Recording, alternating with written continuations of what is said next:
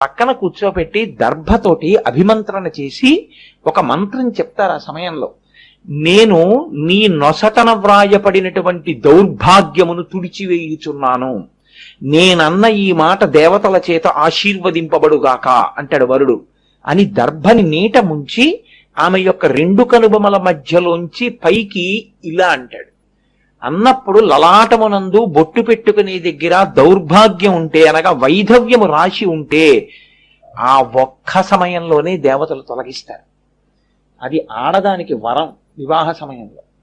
నేను ఎక్కడ బాధపడుతున్నానంటే, యథార్థంగా ఇంత గొప్ప విషయం వాళ్ళిద్దరి జీవితాలకి సంబంధించిన విషయం. నీకే అధికారం ఉంది వీడియో కోసం, ఫోటోగ్రాఫ్ కోసం వాళ్ళ జీవితాల్ని పాడు చేసే అధికారం నీకుందా?